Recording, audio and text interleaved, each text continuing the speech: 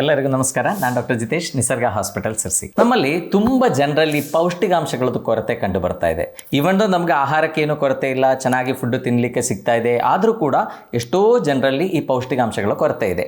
ಅದರಲ್ಲಿ ಮುಖ್ಯವಾಗಿರುವಂಥ ಒಂದು ಪೌಷ್ಟಿಕಾಂಶ ಯಾವುದು ಅಂತ ಕೇಳಿದ್ರೆ ವಿಟಮಿನ್ B12. ಎಷ್ಟೋ ಜನ ಹೋಗಿ ಬ್ಲಡ್ ಟೆಸ್ಟ್ ಮಾಡಿ ನೋಡುವಾಗ ಗೊತ್ತಾಗುತ್ತೆ ಅವರ ವಿಟಮಿನ್ B12 ಲೆವೆಲ್ ಏನಿದೆ ತುಂಬ ಕಡಿಮೆ ಆಗಿರುತ್ತೆ. ಸೊ ಇನಿಷಿಯಲಿ ನಮ್ಮ ಬಾಡಿ ಎಷ್ಟೋ ಲಕ್ಷಣಗಳು ತೋರಿಸಿರುತ್ತೆ, ಬಟ್ ನಾವು ಅದನ್ನು ಇಗ್ನೋರ್ ಮಾಡ್ತೀವಿ. ಯಾವಾಗ ಲಕ್ಷಣಗಳು ಜಾಸ್ತಿ ಆಗುತ್ತೋ, ನಮಗೆ ತಡ್ಕೊಳ್ಳಿಕ್ಕೆ ಆಗಲ್ವೋ, ಅವಾಗಷ್ಟೇ ನಾವು ಹೋಗಿ ಡಾಕ್ಟ್ರಿಗೆ ಕನ್ಸಲ್ಟ್ ಮಾಡಿದಾಗ ಡಾಕ್ಟರ್ ಟೆಸ್ಟ್ ಮಾಡಿ ನೋಡಿದಾಗ ಅವರು ಹೇಳ್ತಾರೆ ನಿಮ್ಮ B12 ಲೆವೆಲ್ ಏನಿದೆ ತುಂಬ ಕಡಿಮೆ ಇದೆ, ಅದಕ್ಕೆ ಈ ಸಿಂಪ್ಟಮ್ಸ್ ಬರ್ತಾ ಇದೆ ಅಂತ. ಸೊ ಯೂಶಲಿ ನಮ್ಮಲ್ಲಿ ಎಷ್ಟೋ ಸಲ ನಮಗೆ ಕೈಕಾಲುಗಳಲ್ಲಿ ಚುಚ್ಚಿದಂಗೆ ನೋವು ಅನುಭವ ಆಗೋದು, ಸಡನ್ಲಿ ತುಂಬ ಸುಸ್ತಾಗೋದು, ಒಂದು ಸ್ವಲ್ಪ ಕೆಲಸ ಮಾಡಿದ್ರೆ ಸಾಕು ತುಂಬ ಸುಸ್ತು ಅನುಭವ ಆಗೋದು, ಅಥವಾ ನಾವು ಬ್ಲಡ್ ಟೆಸ್ಟ್ ಮಾಡಿ ನೋಡುವಾಗ ಗೊತ್ತಾಗುತ್ತೆ ನಮಗೆ ರಕ್ತಹೀನತೆ ಸಮಸ್ಯೆ ಇದೆ ಅಂತ ಗೊತ್ತಾಗುತ್ತೆ. ಕೆಲವರು ಹೇಳ್ತಾರೆ ನಂದು ಒಂದು ಸೈಡ್ ಕಂಪ್ಲೀಟ್ ಜೋಮ್ ಹಿಡಿತದೆ ಸರ್, ಅಥವಾ ಒಂದು ಸೈಡ್ ಕಂಪ್ಲೀಟ್ ಉರಿ ಬರ್ತಾ ಇದೆ ಸರ್, ಅಥವಾ ಟಿಂಗ್ಲಿಂಗ್ ಅಥವಾ ಮರಗಟ್ಟಿದ್ದು ಫೀಲಿಂಗ್, ಈ ಥರ ಸಿಂಪ್ಟಮ್ಸ್ ಎಲ್ಲ ಹೇಳೋರು ಎಷ್ಟೋ ಜನ ಇದ್ದಾರೆ. ಸೊ ಅದಕ್ಕೆಲ್ಲ ಒಂದು ಮುಖ್ಯ ಕಾರಣ ಅಂದರೆ ಈ B12 ಡೆಫಿಷಿಯನ್ಸಿ ಇರ್ಬೋದು. ಸೊ ಹಾಗಾಗಿ ನಾನು ಈ ವಿಡಿಯೋದಲ್ಲಿ ವಿಟಮಿನ್ B12 ಅಂದರೆ ಏನು,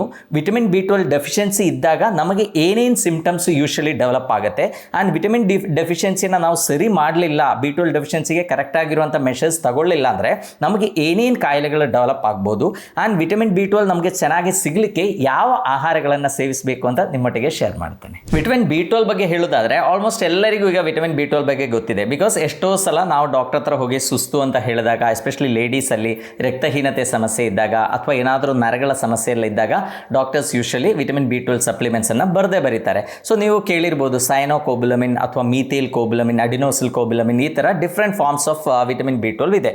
ಸೊ ವಿಟಮಿನ್ B12 ಅಂದರೆ that is a water soluble vitamin. ಅಂದರೆ ವಿಟಮಿನ್ಸ್ ಅಲ್ಲಿ ಎರಡು ಥರ ಇದೆ, ಒಂದು ಫ್ಯಾಟ್ ಸೋಲ್ಯುಬಲ್ ವಿಟಮಿನ್ ಅಂತ ಇರುತ್ತೆ, ಒಂದು ವಾಟರ್ ಸೋಲ್ಯುಬಲ್ ವಿಟಮಿನ್ ಅಂತ ಇರುತ್ತೆ. ಸೊ ಈ ಫ್ಯಾಟ್ ಸೋಲ್ಯುಬಲ್ ವಿಟಮಿನ್ ಅಂದರೆ vitamin A, D, E, K. So ಇದೆಲ್ಲ ಫ್ಯಾಟಲ್ಲಿ ಸೋಲ್ಯುಬಲ್ ಆಗೋದು, ಅದು ಜಾಸ್ತಿ ತಗೊಂಡಾಗ ನಮ್ಮ ಬಾಡಿಯಲ್ಲಿ ತೊಂದರೆ ಕೂಡ ಡೆವಲಪ್ ಆಗ್ಬೋದು.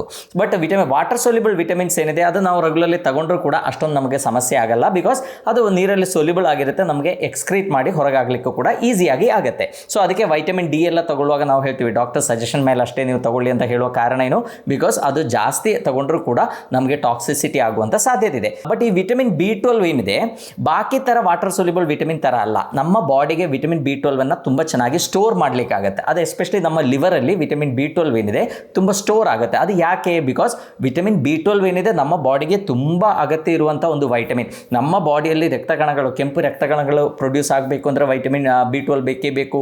ಅದೇ ಥರ ನಮ್ಮ ನರಗಳು ಸರಿಯಾಗಿ ಫಂಕ್ಷನ್ ಆಗಬೇಕು ಅಂದರೆ ವೈಟಮಿನ್ B12 ಬೇಕೇ ಬೇಕು. ಅದೇ ಥರ ನಮ್ಮ DNA ಸಿಂಥಸಿಸ್, ನಮ್ಮ ಬೇಸಿಕ್ ಯೂನಿಟ್ ಏನಿದೆ DNA, ಆ DNA ಸಿಂಥಸಿಸ್ ಆಗಬೇಕು ಅಂದ್ರೂ ಕೂಡ ಈ ವೈಟಮಿನ್ B12 ಬೇಕೇ ಬೇಕು. ಸೊ ವೈಟಮಿನ್ B12 ಅಂದರೆ ಇದಕ್ಕೆ ನಾವು ಕೋಬುಲಮಿನ್ ಅಂತ ಹೇಳ್ತೀವಿ. ಈಗ ವಿಟಮಿನ್ B12 ಕೊರತೆ ಇದ್ದಾಗ ನಮ್ಮ ಬಾಡಿ ಇನಿಷಿಯಲಿ ತೋರಿಸುವಂಥ ಕೆಲವು ಸೈನ್ಸ್ ಆ್ಯಂಡ್ ಸಿಂಪ್ಟಮ್ಸ್ ಏನು ಅಂತ ನೋಡೋಣ. ಸೊ ಇದರಲ್ಲಿ ಫಸ್ಟ್ ಆ್ಯಂಡ್ ಫಾರ್ಮೋಸ್ಟ್ ಅಂದರೆ ಫೆಟಿಗ್, ಅಂದರೆ ಸುಸ್ತಾಗೋದು, ತುಂಬ ಸುಸ್ತಾಗೋದು. ಏನೋ ಒಂದು ಕೆಲಸ ಒಂದು ಸ್ವಲ್ಪ ಮಾಡಿದ ಕೂಡಲೇ ನಮಗೆ ಸುಸ್ತಾಗುತ್ತೆ. ಅಂದರೆ ಮೊದಲೆಲ್ಲ ನಾವು ತುಂಬ ಚೆನ್ನಾಗಿ ಕೆಲಸ ಮಾಡ್ತಿದ್ವಿ, ಬೆಳಗಿಂದ ಸಂಜೆ ತನಕ ಕೆಲಸ ಮಾಡಿದರೂ ಕೂಡ ನಾವು ಚೆನ್ನಾಗಿರ್ತಿದ್ವಿ, ಒಳ್ಳೆ ನಿದ್ರೆ ಬರ್ತಿತ್ತು, ನಿದ್ರೆ ಆಗಿ ಎದ್ದಾಗ ನಾವು ಒಳ್ಳೆ ಫ್ರೆಶ್ ಆಗಿರ್ತಿದ್ವಿ. ಸೊ ಈ ಥರ ಅಲ್ಲ ನಮಗೆ ಆಗ್ತಾ ಇರೋದು. ನಾವು ಚೆನ್ನಾಗಿ ನಿದ್ರೆ ಮಾಡಿದ್ರು ನೆಕ್ಸ್ಟ್ ಡೇ ಹೇಳುವಾಗ ನಮಗೆ ತುಂಬ ಸುಸ್ತಾಗ್ತಾ ಇದೆ. ಏನಾದರೂ ಒಂದು ಸ್ವಲ್ಪ ಆಕ್ಟಿವಿಟಿ ಮಾಡಿದ ಕೂಡಲೇ ಸುಸ್ತಾಗುತ್ತೆ ಅಂತಿದ್ರೆ ಅದೊಂದು B12 ಡೆಫಿಷಿಯನ್ಸಿ ಇರುವಂಥ ಸಾಧ್ಯತೆ ಇದೆ. ಬಿಕಾಸ್ ನಾವು ಫಸ್ಟ್ ಹೇಳಿದ್ದೇನೆ, ಈ ವಿಟಮಿನ್ B12 ಏನಿದೆ ನಮ್ಮ RBCs ರಕ್ತ ಕಣಗಳೇನಿದೆ, ಕೆಂಪು ರಕ್ತ ಕಣಗಳೇನಿದೆ ಅದು ಪ್ರೊಡ್ಯೂಸ್ ಮಾಡಲಿಕ್ಕೆ ಬೇಕಾಗಿರುವಂಥ ಒಂದು ಇಂಪಾರ್ಟೆಂಟ್ ಆಗಿರುವಂಥ ಒಂದು ವಿಟಮಿನ್. ಸೊ ಈ B12 ಕೊರತೆ ಇದ್ದಾಗ ಏನಾಗುತ್ತೆ, ನಮಗೆ ಸರಿಯಾದ ರೀತಿಯಲ್ಲಿರುವಂಥ RBC ಪ್ರೊಡಕ್ಷನ್ ಆಗಲ್ಲ, ರಕ್ತಹೀನತೆ ಆಗುವಂಥ ಸಾಧ್ಯತೆ ಇದೆ. ಅಬ್ನಾರ್ಮಲ್ ಆಗಿರುವಂಥ RBCಗಳು ರಕ್ತ ಕಣಗಳು ಪ್ರೊಡ್ಯೂಸ್ ಆಗುತ್ತೆ. ನಾವು ಇದಕ್ಕೆ ಮೆಗಲೋಬ್ಲಾಸ್ಟ್ ಅಂತೆಲ್ಲ ಹೇಳ್ತೀವಿ, ಮೆಗಲೋಬ್ಲಾಸ್ಟಿಕ್ ಅನಿಮಿಯಾ ಅಂತ ಇದೆ, ನೀವೆಲ್ಲ ಕೇಳಿರ್ಬೋದು, ಪರ್ನಿಷಿಯಸ್ ಅನಿಮಿಯಾ. ಸೊ ಈ ಥರ ಕಾಯಿಲೆಗಳಿದ್ದಾಗ ಏನಾಗುತ್ತೆ, ನಮಗೆ ನಾವೀಗ ಉಸಿರಾಡಿದಾಗ ನಾವು ಆಕ್ಸಿಜನ್ ಒಳಗೆ ತಗೊಳ್ತೀವಿ, ಆಕ್ಸಿಜನ್ ಒಳಗೆ ತಗೊಂಡು ಅದು ನಮ್ಮ ಲಂಗ್ಸ್ಗೆ ಹೋಗಿ ಅಲ್ಲಿಂದ ಅದು ಬ್ಲಡ್ಗೆ ಹೋಗುತ್ತೆ. ಅಂದರೆ ಬ್ಲಡ್ಡಲ್ಲಿರುವ RBCs ಏನಿದೆ ಅದರಲ್ಲಿರುವಂಥ ಹಿಮೋಗ್ಲೋಬಿನೇ ಆಕ್ಸಿ ಹಿಮೋಗ್ಲೋಬಿನ್ ಆಗಿ ಈ ಆಕ್ಸಿಜನ್ನ ಪ್ರತಿಯೊಂದು ಜೀವಕೋಶಕ್ಕೂ ಸಪ್ಲೈ ಮಾಡುತ್ತೆ. ಸೊ ನಮ್ಮ ರಕ್ತ ಕಣಗಳು ಸರಿಯಾಗಿ ಪ್ರೊಡ್ಯೂಸ್ ಆಗ್ತಾ ಇಲ್ಲ, ನಮಗೆ ರಕ್ತಹೀನತೆ ಇದೆ ಅಂತ ಇದ್ದಾಗ ಏನಾಗುತ್ತೆ, ನಾವು ಉಸಿರಾಡಿದರೂ ಕೂಡ ನಮ್ಮ ಆ ಆಕ್ಸಿಜನ್ ಏನಿದೆ ಅದು ರಕ್ತಕ್ಕೆ ಹೋಗಿ ಎಲ್ಲ ಜೀವಕೋಶಗಳಿಗೆ ಹೋಗಿ ಮುಟ್ಟಬೇಕು ಅಂತ ಇಲ್ಲ. ಈ ಆಕ್ಸಿಜನ್ ಅಲ್ಲಿ ಹೋಗಿ ಮುಟ್ಟಲಿಲ್ಲ ಅಂದರೆ ಏನಾಗುತ್ತೆ, ನಮ್ಗೆ ಇಮಿಡಿಯೇಟ್ಲಿ ಸುಸ್ತಾಗುತ್ತೆ, ನಮ್ಮ ಬಾಡಿಯಲ್ಲಿ ಎನರ್ಜಿ ಪ್ರೊಡಕ್ಷನ್ ಆಗಲ್ಲ. ಸೊ ಏನೋ ಒಂದು ಆಕ್ಟಿವಿಟಿ ಮಾಡಿದ ಕೂಡಲೇ ನಿಮಗೆ ತುಂಬ ಸುಸ್ತು ಅನಿಸ್ತಾ ಇದೆ. ಈಗ ಒಂದು ಸ್ವಲ್ಪ ನಡೆದ ಕೂಡಲೇ ತುಂಬ ಜನರಲ್ಲಿ ನಾವು ನೋಡಿರ್ತೀವಿ, ಅವರು they will gasp for breath actually, ಅಂದರೆ ಉಸಿರಾಡಲಿಕ್ಕೆ ಆಗಲ್ಲ, ಶಾರ್ಟ್ನೆಸ್ ಆಫ್ ಬ್ರೆತ್ ಇರುತ್ತೆ, ಹಿಂಗೆ ಮಾಡಲಿಕ್ಕೆ ಸ್ಟಾರ್ಟ್ ಮಾಡ್ತಾರೆ. ಸೊ ಅದು ಕೆಲವು ಕಾಯಿಲೆಗಳಲ್ಲಿ ಕೂಡ ಕಂಡು ಬರುತ್ತೆ. ಈಗ ಹಾರ್ಟ್ನ ಏನಾದರೂ ಸಮಸ್ಯೆ ಇದ್ದವರಾದರೆ ಅಥವಾ ಲಂಗ್ಸ್ದು ಏನಾದರೂ ಸಮಸ್ಯೆ ಇದ್ದವರಾದರೂ ಕೂಡ ಅವರಲ್ಲಿ ಸಮಸ್ಯೆ ಕಂಡು ಬರುತ್ತೆ.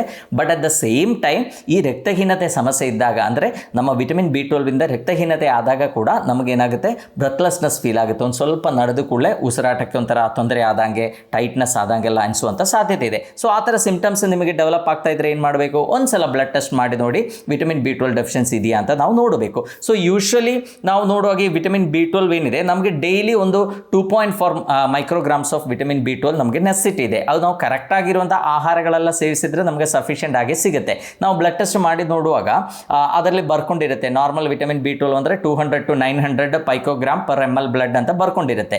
ಬಟ್ ಈವನ್ 200 to 300 ಇದ್ರೂ ಕೂಡ ಅದು ಕೂಡ ಬಾರ್ಡರ್ ಲೈನೇ, ನಮಗೆ ಅದು ಸಫಿಷಿಯೆಂಟ್ ಆಗಬೇಕು ಅಂತಿಲ್ಲ. ಸೊ ಯಾವಾಗಲೂ ನೀವು ಬ್ಲಡ್ ಟೆಸ್ಟ್ ಮಾಡಿ ನೋಡುವಾಗ ನಿಮ್ಮ ವಿಟಮಿನ್ B12 ಏನಿದೆ ಅಟ್ಲೀಸ್ಟ್ 300ಕ್ಕಿಂತ ಎಬೋವ್ ಇದ್ದರೆ ಮಾತ್ರ ನಿಮ್ಮ ಆರೋಗ್ಯ ಓಕೆ ಅಂತ ನಾವು ಹೇಳ್ಬೋದು. ಮೇ ಬಿ ಅದೊಂದು 400-500 ಎಲ್ಲ ಇದ್ದರೆ ತುಂಬ ಒಳ್ಳೆಯದು. ಸೊ ಹಾಗಾಗಿ ಈ ವಿಟಮಿನ್ B12 ಕೊರತೆ ಇದ್ದಾಗ ನಮಗೇನಾಗುತ್ತೆ, ಸುಸ್ತಾಗುವಂಥ ಸಾಧ್ಯತೆ ಇದೆ ಬಿಕಾಸ್ ಆಫ್ ರಕ್ತಹೀನತೆ. And at the same time ನಮ್ಮ ಬಾಡಿಯಲ್ಲಿ ಎನರ್ಜಿ ಪ್ರೊಡಕ್ಷನ್ ಆಗಬೇಕು ಅಂತಿದ್ರೂ ಕೂಡ ಈ vitamin B12 plays a very major role. ನಮಗೊತ್ತು ನಮ್ಮ ಬಾಡಿಯಲ್ಲಿರುವಂಥ ಪ್ರತಿಯೊಂದು ಜೀವಕೋಶಗಳ ಒಳಗೆ ಕೂಡ ಒಂದು ಪವರ್ ಹೌಸ್ ಇದೆ, ಇದಕ್ಕೆ ನಾವು ಮೈಟೊಕಾಂಡ್ರಿಯಾ ಅಂತ ಹೇಳ್ತೀವಿ. ಸೊ ಅಲ್ಲಿ ನಾವು ತಗೊಂಡಿರುವ ಏನೇ ಆಹಾರ ತಗೊಂಡ್ರೂ ಕೂಡ ಅದು ಡೈಜೆಸ್ಟ್ ಆಗಿ ಅಲ್ಲಿ ಹೋಗಿ ಗ್ಲೂಕೋಸ್ ಅಲ್ಲಿ ಹೋಗಿ ಅಥವಾ ಆ ನ್ಯೂಟ್ರಿಯೆಂಟ್ಸ್ ಅಲ್ಲಿ ರೀಚ್ ಆದ್ರೆ ಮಾತ್ರ ಏನಾಗುತ್ತೆ, ಅಲ್ಲಿ ಎನರ್ಜಿ ಪ್ರೊಡಕ್ಷನ್ ಆಗುತ್ತೆ, ನಾವು ಆಕ್ಟಿವ್ ಆಗಿರಲಿಕ್ಕೆ ಸಾಧ್ಯ. ಬಟ್ ಈ B12 ಡೆಫಿಷಿಯನ್ಸಿ ಇದ್ದಾಗ ಏನಾಗುತ್ತೆ, ಆ ಎನರ್ಜಿ ಪ್ರೊಡಕ್ಷನ್ ನಮ್ಮ ಮೈಟೊಕಾಂಡ್ರಿಯಾ ಕೂಡ ಸರಿಯಾಗಿ ಕೆಲಸ ಮಾಡಬೇಕು ಅಂತಿಲ್ಲ. ಸೊ ಹಾಗಾಗಿ ಏನಾಗುತ್ತೆ, ನಮಗೆ ಎನರ್ಜಿ ಪ್ರೊಡಕ್ಷನ್ ಇರಲ್ಲ. ನಾವು ಚೆನ್ನಾಗಿ ಅನ್ನ ಸಾರೆಲ್ಲ ತಿಂದರೂ ಕೂಡ ನಮಗೆ ಏನಾಗ್ಬೋದು, ಇಮ್ಮಿಡಿಯೇಟ್ಲಿ ಸುಸ್ತಾಗುವಂಥ ಸಾಧ್ಯತೆ ಇದೆ. ಸೊ ನಿಮಗೆ ಅಬ್ನಾರ್ಮಲ್ ಆಗಿ ಸುಸ್ತು ಅನಿಸ್ತಾ ಇದೆ, ಮೊದಲ ಸಮಸ್ಯೆ ಇರಲಿಲ್ಲ, ಈಗ ಸುಸ್ತು ಜಾಸ್ತಿ ಅನಿಸ್ತಾ ಇದೆ ಅಂತ ಆದರೆ ನೀವೇನು ಮಾಡಬೇಕು, ಒಂದು B12 ಟೆಸ್ಟ್ನ ಮಾಡಿ ನೋಡಬೇಕಾಗತ್ತೆ. ಎರಡನೇ ಸಿಂಪ್ಟಮ್ ಏನಂದರೆ ವೀಕ್ನೆಸ್. ನಮ್ಗೆ ಆ ಶಕ್ತಿ ಕಡಿಮೆ ಅಂತ ಅನಿಸುವಂಥ ಒಂದು ಕಂಡೀಷನ್. ಓಕೆ, ನಮ್ಮ ಮೊದಲೆಲ್ಲ ಒಳ್ಳೆ ಗಟ್ಟುಮುಟ್ಟಿದ್ದೆ, ಎಲ್ಲ ಕೆಲಸ ಮಾಡ್ಲಿಕ್ಕೆ ಆಗ್ತಿತ್ತು, ಬಟ್ ಈಗ ನಾನು ಕಂಪ್ಯಾರಿಟಿವ್ಲಿ ವೀಕ್ ಆಗಿದ್ದೇನೆ ಅಂತ ಹೇಳೋರು ತುಂಬ ಜನ ಇದ್ದಾರೆ. ಎಸ್ಪೆಷಲಿ ವೆಜಿಟೇರಿಯನ್ಸಲ್ಲಿ ಈ ಸಮಸ್ಯೆ ತುಂಬ ಜಾಸ್ತಿ ಕಂಡು ಬರುತ್ತೆ. Because most of the vitamin B12 supply food rich ಆಗಿರುವಂಥ ಆಹಾರಗಳಂದರೆ ನಾನ್ ವೆಜಿಟೇರಿಯನ್ ಇನ್ ಒರಿಜಿನ್ ಇರುತ್ತೆ. ಸೊ ವೆಜಿಟೇರಿಯನ್ಸಲ್ಲಿ B12 ಡೆಫಿಷಿಯನ್ಸಿ ಆಗುವಂಥ ಸಾಧ್ಯತೆ ಏನಿದೆ ಕಂಪ್ಯಾರಿಟಿವ್ಲಿ ಜಾಸ್ತಿ ಇದೆ. ಸೊ ನಿಮಗೆ ಎನರ್ಜಿ ಪ್ರೊಡಕ್ಷನ್ ಚೆನ್ನಾಗಿ ಆಗ್ತಾ ಇಲ್ಲ ಆ್ಯಂಡ್ ನಮಗೆ ಯಾವಾಗಲೂ ಒಂಥರ ವೀಕ್ನೆಸ್ ಅನ್ನಿಸ್ತಾ ಇದೆ. ಮೊದಲೆಲ್ಲ ನಾವು ಒಂದು ಆಕ್ಟಿವಿಟಿ ಚೆನ್ನಾಗಿ ಮಾಡ್ಲಿಕ್ಕೆ ಆಗ್ತಿತ್ತು, ಬಟ್ ಈಗ ಅದು ಮಾಡ್ಲಿಕ್ಕೆ ಆಗ್ತಾ ಇಲ್ಲ. ನಮ್ಮ ಮಸಲ್ಸ್ ಎಲ್ಲ ಕಂಪ್ಯಾರಿಟಿವ್ಲಿ ವೀಕ್ ಆದಂಗಿದೆ, ಒಂದು ಸ್ವಲ್ಪ ಜಾಸ್ತಿ ವೆಯ್ಟ್ ಎತ್ತಲಿಕ್ಕೆ ಆಗ್ತಾ ಇಲ್ಲ, ಮೊದಲು ಅದೆಲ್ಲ ಮಾಡ್ಲಿಕ್ಕೆ ಆಗ್ತಿತ್ತು. ಆ ಥರ ಸಮಸ್ಯೆಗಳಿದ್ದರೂ ಕೂಡ ಅದು ಕೂಡ ಈ ಸೇಮ್ ರೀಸನಿಂದಾನೇ ಇರುತ್ತೆ. ಒಂದು ರಕ್ತಗಣಗಳದ್ದು ಪ್ರೊಡಕ್ಷನಲ್ಲಿ ಬರುವಂಥ ಸಮಸ್ಯೆ ಇರ್ಬೋದು, ನಿಮ್ಮ ನರಗಳಲ್ಲಿ ಬರುವಂಥ ಸಮಸ್ಯೆ ಇರ್ಬೋದು, ಎನರ್ಜಿ ಪ್ರೊಡಕ್ಷನ್ಲಿ ಬರುವಂಥ ಸಮಸ್ಯೆ ಇರ್ಬೋದು. ಇದರಲ್ಲಿದ್ದಾಗ ಏನಾಗುತ್ತೆ, ಓವರ್ ಆಲ್ ಮನುಷ್ಯ ವೀಕ್ ಆಗುತ್ತೆ. ಇನ್ನು ತುಂಬ ಜಾಸ್ತಿ ಕಂಡು ಬರುವಂಥ ಕೆಲವು ಲಕ್ಷಣಗಳಿದೆ, ಅದು ಮೇನ್ಲಿ ನರಗಳಿಗೆ ಸಂಬಂಧಪಟ್ಟಿದ್ದು. ಯೂಶಲಿ ನಮಗೆ ಏನೇ ನರಗಳ ಸಮಸ್ಯೆ ಇದ್ದರೂ ಕೂಡ ಡಾಕ್ಟರ್ಸ್ ಪ್ರಿಸ್ಕ್ರೈಬ್ ಮಾಡುವಂಥ ಒಂದು ಮೆಡಿಸಿನ್ ಯಾವುದು, ವಿಟಮಿನ್ B12 ಸಪ್ಲಿಮೆಂಟ್ಸ್. ಸೊ ನರಗಳ ಫಂಕ್ಷನ್ ಸರಿಯಾಗಿ ಆಗಬೇಕು ಅಂದರೆ ಈ ವಿಟಮಿನ್ B12 ಬೇಕೇ ಬೇಕು. ನಾವು ಫಸ್ಟೇ ಹೇಳಿದ್ದೇನೆ, ನಮ್ಮ ನರಗಳದ ಆರೋಗ್ಯ ಚೆನ್ನಾಗಿರಬೇಕು ಅಂದರೆ ಅದಕ್ಕೂ ಕೂಡ ನ್ಯೂಟ್ರಿಯೆಂಟ್ಸ್ ಚೆನ್ನಾಗಿ ಸಪ್ಲೈ ಆಗಬೇಕು. ಸೊ ರಕ್ತಹೀನತೆ ಇದ್ದಾಗ ನರಗಳ ಹೆಲ್ತ್ ಕೂಡ ಕಂಪ್ಯಾರಿಟಿವ್ಲಿ ವೀಕ್ ಆಗಿಬಿಡುತ್ತೆ. And at the same time ನರಗಳಲ್ಲಿ ಇಂಪಲ್ಸ್ ಸರಿಯಾಗಿ ಟ್ರಾನ್ಸ್ಪೋರ್ಟ್ ಆಗಬೇಕು ಅಂತಿದ್ರೆ ಅದರ ಸುತ್ತಲೂ ಇರುವಂಥ ಒಂದು ಕವರಿಂಗ್ ಇದೆ, ಇದಕ್ಕೆ ನಾವು ಮೈಲಿನ್ ಶೀಟ್ ಅಂತ ಹೇಳ್ತೀವಿ. ಸೊ ಈ ಮೈಲಿನ್ ಶೀಟ್ ಪ್ರೊಡಕ್ಷನ್ ಎಲ್ಲ ಚೆನ್ನಾಗಿ ಆಗಬೇಕು, ನರಗಳಲ್ಲಿರುವಂಥ ಜೀವಕೋಶಗಳು ಸರಿಯಾಗಿ ಆಗಬೇಕು ಅಂದರೆ ಈ ವಿಟಮಿನ್ B12 ನಮಗೆ ಸಫಿಷಿಯೆಂಟ್ ಆಗಿ ಬೇಕಾಗುತ್ತೆ. ಬಿಕಾಸ್ ವಿಟಮಿನ್ B12 ನಮ್ಮ DNA ಸಿಂಥಸಿಸ್ಗೆ ಬೇಕಾಗಿರುವಂಥ ಒಂದು ವೈಟಮಿನ್. ಸೊ DNA ಸರಿಯಾಗಿಲ್ಲ ಅಂದರೆ ಏನಾಗುತ್ತೆ, ನಮ್ಮ ಬಾಡಿ ಅಬ್ನಾರ್ಮಲ್ ಆಗಿಬಿಡುತ್ತೆ. ಸೊ ಹಾಗಾಗಿ ಈ ವಿಟಮಿನ್ B12 ಡೆಫಿಷಿಯನ್ಸಿ ಇದ್ದಾಗ ನಮ್ಮ ನರಗಳಲ್ಲಿ ಕಾಣುವಂಥ ಸೈನ್ಸ್ ಆ್ಯಂಡ್ ಸಿಂಪ್ಟಮ್ಸ್ ಏನಿದೆ ಅದು ತುಂಬ ಜಾಸ್ತಿ ಇರುತ್ತೆ. ಎಷ್ಟೋ ಜನ ಹೇಳೋದು ನೀವು ಕೇಳಿರ್ತೀರ, ನನಗೆ ಪಾದದಲ್ಲಿ ಒಂಥರ ಜೋಮ್ ಹಿಡ್ದಂಗೆ ಆಗುತ್ತೆ. ಅದು ಯಾಕಾಗುತ್ತೆ, ಬಿಕಾಸ್ ನರಗಳಲ್ಲಿ ಕಂಡಕ್ಷನ್ ಸರಿಯಾಗಿ ಆಗ್ತಾ ಇಲ್ಲ, ಪಾದಗಳಲ್ಲಿ ಜೋಮ್ ಅನುಭವ ಆಗುವಂಥ ಸಾಧ್ಯತೆ ಇದೆ. ಅದು ವಿಟಮಿನ್ B12 ಡೆಫಿಷಿಯನ್ಸಿಯಿಂದ ಇರ್ಬೋದು. ಇನ್ನು ಕೆಲವರು ಹೇಳಿದ್ದು ನೀವು ಕೇಳಿರ್ತೀರ, ನಮ್ಮ ಕಾಲುಗಳಲ್ಲಿ ಇರುವೆ ಓಡಾಡ್ದಂಗೆ ಅನಿಸ್ತಾ ಇದೆ, ಟಿಂಗ್ಲಿಂಗ್ ಸೆನ್ಸೇಷನ್ ಇದೆ ಅಂತ ಹೇಳ್ತಾರೆ. ಅದು ಕೂಡ ವಿಟಮಿನ್ B12 ಒಂದು ಮೇನ್ ಸೈನ್ ಆ್ಯಂಡ್ ಸಿಂಪ್ಟಮ್ ಇರ್ಬೋದು. ಆ್ಯಂಡ್ ತುಂಬ ಜನರಲ್ಲಿ ಈ ಸಮಸ್ಯೆಗಳೆಲ್ಲ ಯಾವಾಗ ಕಂಡು ಬರುತ್ತೆ, ಡಯಾಬಿಟಿಸ್ ಇದ್ದವರಲ್ಲಿ ಜಾಸ್ತಿ ಕಂಡು ಬರುತ್ತೆ. ಈ ಡಯಾಬಿಟಿಸ್ ಇದ್ದವರಲ್ಲಿ ಆಲ್ರೆಡಿ ವಿಟಮಿನ್ B12 ಡೆಫಿಷಿಯನ್ಸಿ ಕೂಡ ಇದ್ದಾಗ ಏನಾಗುತ್ತೆ, ನಮಗೆ ಈ ಸಿಂಪ್ಟಮ್ಸು ತುಂಬ ಜಾಸ್ತಿ ಕಂಡು ಬರುತ್ತೆ. ಬಟ್ ಎಷ್ಟೋ ಜನರಲ್ಲಿ ಸಕ್ಕರೆ ಕಾಯಿಲೆ ಪ್ರಾಬ್ಲಮ್ ಏನಿರಲ್ಲ, ಬಟ್ ಆದರೂ ಕೂಡ ಈ ಸೈನ್ಸ್ ಆ್ಯಂಡ್ ಸಿಂಪ್ಟಮ್ಸ್ ಕಂಡು ಬರುತ್ತೆ. ಸೊ ಅವರಿಗೆ ಇದೆಲ್ಲ ಬರಲಿಕ್ಕಿರುವಂಥ ಒಂದು ಮುಖ್ಯ ಕಾರಣ ಕೂಡ ಈ B12 ಡೆಫಿಷಿಯನ್ಸಿ. ಸೊ ಇನ್ನು ಕೆಲವರು ಹೇಳ್ತಾರೆ, ನನಗೆ ಒಂದು ಸೈಡ್ ಬಾಡಿದು ಒಂದು ಸೈಡ್ ಕಂಪ್ಲೀಟ್ ಜೋಮ್ ಹಿಡ್ದಂಗೆ ಅನಿಸುತ್ತೆ, ಕೆಲವು ಸಲ ಉರಿ ಅನಿಸುತ್ತೆ, ಅಥವಾ ಮೇಲಿಂದ ಕೆಳಗೆ ತನಕ ನೋವು ಅನುಭವ ಆಗುತ್ತೆ, ಅಲ್ಲಿ ಇಲ್ಲಿ ಚುಚ್ಚದಂಗೆ ಪಿನ್ಸ್ ಆ್ಯಂಡ್ ನೀಡಲ್ಸ್ ಅಂತ ಹೇಳ್ತೀವಿ. ಅಂದರೆ ಕೆಲವು ಬಾಡಿ ಪಾರ್ಟಲ್ಲಿ ಸಡನ್ ಪೇಯ್ನ್ ಡೆವಲಪ್ ಆಗುತ್ತೆ ಮತ್ತೆ ಕಡಿಮೆ ಆಗುತ್ತೆ, ಇನ್ನು ಮತ್ತೊಂದು ಕಡೆ ಸಡನ್ ಪೇಯ್ನ್ ಡೆವಲಪ್ ಆಗುತ್ತೆ ಮತ್ತೆ ಕಡಿಮೆ ಆಗುತ್ತೆ. ಸೊ ಈ ಥರ ಸಿಂಪ್ಟಮ್ಸ್ ಇದು ಬರೋದು ಕೂಡ ಮೇನ್ಲಿ ಈ B12 ಡೆಫಿಷಿಯನ್ಸಿ ಇದ್ದಾಗ. ಇನ್ನು ಕೆಲವರು ತುಂಬ ಉರಿ ಆಗುತ್ತೆ ಅಂತ ಹೇಳ್ತಾರೆ, ನಮ್ಮ ಬಾಡಿ ಬಾಡಿಯಲ್ಲಿ ಕಂಪ್ಲೀಟ್ ಉರಿ ಆಗುತ್ತೆ ಅಂತ ಹೇಳೋರಿದ್ದಾರೆ. ಅದಕ್ಕೂ ಒಂದು ಮೇನ್ ರೀಸನ್ ಈ ವಿಟಮಿನ್ ಬಿ ಟ್ವೆಲ್ ಡೆಫಿಷಿಯನ್ಸಿಯಿಂದ ನರಗಳಿಗೆ ಬರುವಂಥ ಸಮಸ್ಯೆ. ಇನ್ನು ಕೆಲವರು ಹೇಳೋದು ನೀವು ಅಬ್ಸರ್ವ್ ಮಾಡಿರ್ತೀರ, ನನಗೆ ಬಾಯಿಯೊಳಗೆ ತುಂಬ ಉರಿ ಆಗ್ತಾ ಇದೆ ಅಥವಾ ನಾಳಿಗೆಯಲ್ಲಿ ತುಂಬ ಉರಿ ಆಗ್ತಾ ಇದೆ ಅಂತ ಹೇಳ್ತಾರೆ. ಸೊ ಇದೆಲ್ಲ ಇದ್ದರೆ ಜಸ್ಟ್ ಬಿ12 ತಗೊಳ್ಳೋದು ಒಂದೇ ಅಲ್ಲ, ಅದಕ್ಕೆ ಬೇರೆ ಏನಾದರೂ ಕಾರಣಗಳಿದೆಯಾ ಅಂತ ಕೂಡ ನೀವು ಟೆಸ್ಟ್ ಮಾಡಿ ನೋಡಬೇಕಾಗತ್ತೆ. ಸೊ ನಮ್ಮ ನಾಳಿಗೆಯಲ್ಲಿ ಒಂಥರ ಟಿಂಗ್ಲಿಂಗ್ ಸೆನ್ಸೇಷನ್ ಆಗೋದು, ಅಥವಾ ನಾಳಿಗೆಯಲ್ಲಿ ಬಾಯಿಯೊಳಗೆಲ್ಲ ಉರಿ ಜಾಸ್ತಿ ಫೀಲ್ ಆಗೋದು, ಬಾಡಿದು ಒಂದು ಸೈಡ್ ಕಂಪ್ಲೀಟ್ ಉರಿ ಆಗೋದು, ಅಥವಾ ಬಾಡಿದು ಡಿಫ್ರೆಂಟ್ ಪಾರ್ಟ್ಸಲ್ಲಿ ಪಿನ್ಸ್ ಆ್ಯಂಡ್ ನೀಡಲ್ಸ್ ಆಗೋದು. ಇನ್ನು ಕೆಲವು ಸಲ ನೀವು ನೋಡಿದಾಗ ಬಾಡಿ ಪಾರ್ಟ್ಸ್ ಅಲುಗಾಡ್ತಾ ಇರ್ತದೆ, ವೈಬ್ರೇಟ್ ಆಗ್ತಾ ಇರ್ತದೆ. ಸೊ ಈ ಥರ ಸೈನ್ಸ್ ಆ್ಯಂಡ್ ಸಿಂಪ್ಟಮ್ಸ್ ಕೂಡ ಈ ಬಿ12 ಡೆಫಿಷಿಯನ್ಸಿ ಇದ್ದಾಗ ತುಂಬ ಜಾಸ್ತಿ ಕಂಡು ಬರುತ್ತೆ. ಸೊ ಇದಕ್ಕೆಲ್ಲ ಮುಖ್ಯ ಕಾರಣಗಳೇನು, ನಮ್ಮ ಬಾಡಿಯಲ್ಲಿ ನಮ್ಮ ಬಾಡಿ ಫುಲ್ ಕಂಟ್ರೋಲ್ ಮಾಡೋದೇ ನರಗಳು. ಸೊ ನರಗಳದ್ದು ಹೆಲ್ತ್ ಚೆನ್ನಾಗಿಲ್ಲ ಅಂದರೆ ಏನಾಗುತ್ತೆ, ಅದು ನಮಗೆ ಸೆನ್ಸರಿ ಪ್ರಾಬ್ಲಮ್ಸ್ ಕ್ರಿಯೇಟ್ ಮಾಡ್ಬೋದು. ನಾನೀಗ ಹೇಳದಂಗೆ ಉರಿ, ಜೋಮು, ಮರಗಟ್ಟೋದು, ಪಿನ್ಸ್ ಆ್ಯಂಡ್ ನೀಡಲ್ಸು, ಇದೆಲ್ಲ ನಮಗಾಗುವಂಥ ಸೆನ್ಸರಿ ಪ್ರಾಬ್ಲಮ್ಸ್ ಅಂದರೆ ಸೆನ್ಸರಿ ನರಗಳಿರುತ್ತೆ. ನಾನೀಗ ನನ್ನ ಕಾಲಲ್ಲಿ ಮುಟ್ಟಿದ್ರೆ ಅದು ನನಗೆ ಗೊತ್ತಾಗೋದು ಯಾಕೆ, ಅಲ್ಲಿರುವಂಥ ಸೆನ್ಸರಿ ನರ್ವ್ಸ್ಗೆ ಒಂದು ನಾವು ಸ್ಟಿಮ್ಯುಲೇಟ್ ಕೊಟ್ಟಂಗಾಯಿತು, ಅದು ನನಗೆ ಬ್ರೈನಿಗೆ ಹೋಗಿ ಹೇಳುತ್ತೆ ಯಾರೋ ಮುಟ್ಟಿದ್ದಾರೆ. ಸೊ ಆ ನರ ಸರಿಯಾಗಿ ಫಂಕ್ಷನ್ ಆಗ್ತಾ ಇಲ್ಲ, ಅಥವಾ ಅದಕ್ಕೆ ಇರಿಟೇಷನ್ ಆದಾಗೆಲ್ಲ ಏನಾಗುತ್ತೆ, ಅಬ್ನಾರ್ಮಲ್ ಸಿಗ್ನಲ್ಸ್ ಡೆವಲಪ್ ಆಗುವಂಥ ಸಾಧ್ಯತೆ ಇದೆ, ನಮಗೆ ಸೆನ್ಸರಿ ಪ್ರಾಬ್ಲಮ್ಸ್ ಡೆವಲಪ್ ಆಗುವಂಥ ಸಾಧ್ಯತೆ ಇದೆ. ಇನ್ನು ಇದೇ ಥರ ನಮ್ಮ ಮೋಟಾರ್ ಫಂಕ್ಷನ್ಸ್ ಕೂಡ ಆಗ್ಬೋದು. ಕೆಲವರು ಹೇಳೋದು ನೀವು ಕೇಳಿರ್ತೀರ, ನನಗೆ ಬ್ಯಾಲೆನ್ಸಲ್ಲಿ ಸ್ವಲ್ಪ ತೊಂದರೆ ಇದೆ, ನನ್ನ ಕಾಲುಗಳು ನಡೆಯುವಾಗ ಅಷ್ಟೊಂದು ನನಗೆ ಬ್ಯಾಲೆನ್ಸ್ ಸಿಗ್ತಾ ಇಲ್ಲ, ಪ್ರಾಪರ್ ಮೊದಲಿನ ಥರ ನಡೆಯೋಕ್ಕಾಗ್ತಾ ಇಲ್ಲ, ನಾನು ಓಡಿದ್ರೆ ಅಥವಾ ಫಾಸ್ಟಾಗಿ ನಡೆದ್ರೆ ನನಗೆ ಅಷ್ಟೊಂದು ಕಂಟ್ರೋಲ್ ಸಿಗ್ತಾ ಇಲ್ಲ. ಸೊ ಇದರದ್ದು ಮೇನ್ ಕಾರಣ ಏನು, ನಾವು ಒಂದು ಆ್ಯಕ್ಟಿವಿಟಿ ಮಾಡಬೇಕು ಅಂದರೆ ಬೇಕಾಗಿರುವಂಥ ನಮ್ಮ ಬಾಡಿಯಲ್ಲಿ ಇರುವಂಥ ಮೋಟಾರ್ ನರ್ವ್ಸ್ ಅಂತ ಇದೆ, ಆ ಮೋಟಾರ್ ನರ್ವ್ಸ್ ಸರಿಯಾಗಿ ಕೆಲಸ ಮಾಡಿದ್ರೆ ಮಾತ್ರ ನಮಗೊಂದು ಆ್ಯಕ್ಷನ್ ಸರಿಯಾಗಿ ಕ್ಯಾರಿ ಔಟ್ ಮಾಡಲಿಕ್ಕಾಗುತ್ತೆ. ಸೊ ಬಿ12 ಡೆಫಿಷಿಯನ್ಸಿ ಸಿವಿಯರ್ ಆದಾಗ ಏನಾಗುತ್ತೆ, ಕೆಲವರು ನೋಡೋದೇ ಇಲ್ಲ, ಅಂದರೆ ಏನೋ ಸಮಸ್ಯೆ ಇದ್ದರೆ ಅದನ್ನು ಇಗ್ನೋರ್ ಮಾಡಿಬಿಡ್ತೀಯ, ಮತ್ತೆ ನೋಡೋಣ, ಇದೇನು ನನ್ನ ಆ್ಯಕ್ಟಿವಿಟಿಗೆ ಏನು ತೊಂದರೆ ಆಗ್ತಾ ಇಲ್ಲ. ಬಟ್ ಅದು ಕಂಟಿನ್ಯೂಸ್ಲಿ ನಾವು ಆ ಥರನೇ ಇಗ್ನೋರ್ ಮಾಡ್ತಾ ಇದ್ದರೆ ಲೇಟರ್ ಅದು ಡೆಫಿಷಿಯನ್ಸಿ ಜಾಸ್ತಿ ಆಗಿ ನಮಗೆ ಇರಿವರ್ಸಿಬಲ್ ಆಗುವಂಥ ಕೆಲವು ಸಮಸ್ಯೆಗಳು ಡೆವಲಪ್ ಆಗುವಂಥ ಸಾಧ್ಯತೆ ಕೂಡ ಇದೆ. ಸೊ ನಿಮಗೆ ಬ್ಯಾಲೆನ್ಸಲ್ಲಿ ಏನಾದರೂ ಪ್ರಾಬ್ಲಮ್ ಇದೆ, ಬೇಗ ನಡಿಲಿಕ್ಕೆ ಆಗ್ತಾ ಇಲ್ಲ, ಇನ್ನು ಕೆಲವರಿಗೆ ತುಂಬ ಆ್ಯಕ್ಟಿವಿಟಿ ಮಾಡಿದ ಕೂಡಲೇ ಮೀನಗಂಡಗಳಲ್ಲಿ ಸಿವಿಯರ್ ಪೇನ್ ಬರುತ್ತೆ, ಅವರಿಗೆ ನಾವು ಟೆಸ್ಟ್ ಮಾಡಿ ನೋಡುವಾಗ ನಮಗೆ ಗೊತ್ತಾಗುತ್ತೆ ಅವರಿಗೆ ರಕ್ತಹೀನತೆ ಸಮಸ್ಯೆ ಇದೆ. ಆ ರಕ್ತಹೀನತೆ ಕೂಡ ಯಾವುದರಿಂದ ಇರ್ಬೋದು, ಈ ಬಿ12 ಡೆಫಿಷಿಯನ್ಸಿಯಿಂದಾನೇ ಇರ್ಬೋದು. ಸೊ ನಮ್ಮ ಮೋಟಾರ್ ಫಂಕ್ಷನ್ಸ್ ಸರಿಯಾಗಿ ಇರಬೇಕು ಅಂತ ಇದ್ದರೂ ಕೂಡ ಈ ಬಿ12 ನಮಗೆ ಬೇಕಾಗುತ್ತೆ. ಸೊ ಮೇ ಬಿ ಇನಿಷಿಯಲಿ ನೀವೀಗ ನಾನು ಹೇಳುವಂಥ ಲಕ್ಷಣಗಳು ನಿಮಗೆ ಗೊತ್ತಾಯಿತು, ಓಕೆ ಈ ಥರ ಪ್ರಾಬ್ಲಮ್ ಇದೆ, ನಾನೊಂದು ಬ್ಲಡ್ ಟೆಸ್ಟ್ ಮಾಡಿ ನೋಡ್ತೇನೆ, ಬ್ಲಡ್ ಟೆಸ್ಟ್ ಮಾಡಿ ನೋಡಿದಾಗ ಬಿ12 ಡೆಫಿಷಿಯನ್ಸಿ ಇದೆ, ಅದಕ್ಕೆ ಇರೋದು ಮೆಡಿಸಿನ್ಸ್ ತೊಗೊಂಡ್ರೆ ಏನಾಗುತ್ತೆ, ಅದು ಇಮಿಡಿಯೇಟ್ಲಿ ನಮಗೆ ಕಡಿಮೆ ಮಾಡಲಿಕ್ಕೂ ಕೂಡ ಆಗುತ್ತೆ. But at the same time ನಾವು ಅದೆಲ್ಲ ನೋಡೋದೇ ಇಲ್ಲ, ನಾವು ಮುಂದೆ ನೋಡೋಣ ಅಂತ ಹೇಳಿ ಅದನ್ನು ದೂಡ್ತಾ ಹೋದರೆ ಏನಾಗುತ್ತೆ, ನಮಗೊಂದು ಪರ್ಮನೆಂಟ್ ಆಗಿರುವಂಥ ಡ್ಯಾಮೇಜ್ ಡೆವಲಪ್ ಆಗುವಂಥ ಸಾಧ್ಯತೆ ಇದೆ. ನಮಗೆ ರಕ್ತಹೀನತೆ ತುಂಬ ಆದಾಗ ಏನಾಗುತ್ತೆ, ನಮಗೆ ನಮ್ಮ ಹಾರ್ಟ್ ಮೇಲೆ ಕೂಡ ಒಂದು ಪ್ರೆಷರ್ ಜಾಸ್ತಿ ಆಗುತ್ತೆ, ಹಾರ್ಟ್ ಜಾಸ್ತಿ ಕೆಲಸ ಮಾಡಬೇಕಾಗುತ್ತೆ. ಅದಕ್ಕೆ ಈ ಬಿ12 ಡೆಫಿಷಿಯನ್ಸಿ ಇರೋರಲ್ಲಿ ಪ್ಯಾಲ್ಪಿಟೇಷನ್ ಆಗುವಂಥ ಸಾಧ್ಯತೆ ಇದೆ. ಪ್ಯಾಲ್ಪಿಟೇಷನ್ ಅಂದರೆ ನಿಮಗೆ ಗೊತ್ತು, ಹಾರ್ಟ್ ಡಗ್ ಹೊಡೆಯೋದು, ನಮ್ಮ ಆಂಗ್ಸೈಟಿ, ಮೂಡ್ ವೇರಿಯೇಷನ್ಸ್ ಎಲ್ಲ ತುಂಬ ಜಾಸ್ತಿ ಆಗುತ್ತೆ. ಯಾಕೆಂದರೆ ನಮ್ಮ ಹಾರ್ಟ್ ಫಂಕ್ಷನ್ಸ್ ಎಲ್ಲ ಸರಿಯಾಗಿ ಆಗಬೇಕು, ನಮ್ಮ ಮೂಡ್ ಚೆನ್ನಾಗಿ ಆಗಬೇಕು ಅಂದರೆ ನಮ್ಮ ಬಾಡಿಯಲ್ಲಿರುವಂಥ ಎಷ್ಟೋ ಟ್ರಾನ್ಸ್ಮಿಟರ್ಸ್ ಸರಿಯಾಗಿ ಕೆಲಸ ಮಾಡಬೇಕಾಗತ್ತೆ.